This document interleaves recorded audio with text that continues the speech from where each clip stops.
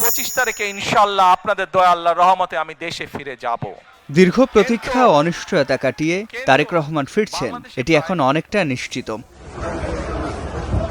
তবে বিএনপির ভারপ্রাপ্ত চেয়ারম্যান দেশে ফিরে শুরুতে কোথায় যাবেন, কোন কর্মসূচিতে যোগ দেবেন, কোথায় থাকবেন, রাজনৈতিক কর্মসূচির ধরন কি হবে, এসব নিয়ে জনমনে রয়েছে নানা জিজ্ঞাসা।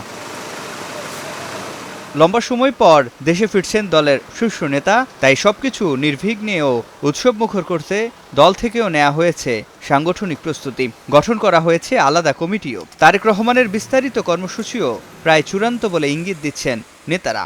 এটা শুধু বিএনপির নেতা কর্মী না, সাধারণ মানুষ একটা উৎসুক বা অপেক্ষায় আছে যে কবে কখন আসবেন। সময়টা হলো 25 তারিখ সকাল 10:30 থেকে 11টার ভিতরে উনি ল্যান্ড করবেন। কোনোভাবেই যেন জনদুর্ভোগটা না হয়। ঢাকার ঢোকার যে পয়েন্টগুলা প্রত্যেকটা কেন্দ্রের মহানগরী নেতৃবৃন্দ সেখানে থাকবে, আমাদের বিভিন্ন অভ্যর্থনা কেন্দ্রগুলো হবে, সেখানে যারা বাইরে থেকে আসবে তাদেরকে আমরা সেখানে রিসিভ করবো, তাদেরকে নির্দেশনা দিব যাতে মানুষ সুশৃঙ্খলভাবে সেখানে যেতে পারে এবং মানুষের যাতে চলাফেরার জন্য রাস্তাঘাট একবার বন্ধ হয়ে না যায়। ঢাকার বিমানবন্দরে নেমেই তারেক রহমান যাবেন এভারকেয়ার হাসপাতালে চিকিৎসাধীন মায়ের কাছে। এরপর দিনই শ্রদ্ধা জানাতে যাবেন বাবার সমাধিতে। অবশ্যই মাকে আগে দেখতে যাওয়ার কথা, তারপরেই অন্যান্য কর্মসূচিতে হয়তো অংশগ্রহণ করবেন, কারণ মার জন্যই ওনার খুব তাড়াতাড়ি আসা। উনি সরাসরি এভারকেয়ার হসপিটালে যাবেন, সেখান থেকে বাসায় ফিরবেন ফিরোজা, এবং পাশের বাসাটাই ওনার জন্য সেটা প্রস্তুত।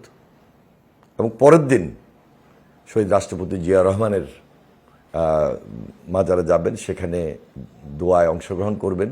দেশে ফিরেই দলে তৃণমূলের কাছে যাবেন তারেক রহমান। তবে শুরুটা পিতৃভিটা বগুড়া নাকি অন্য কোনো জেলা তা নির্ভর করছে পরিস্থিতির ওপর।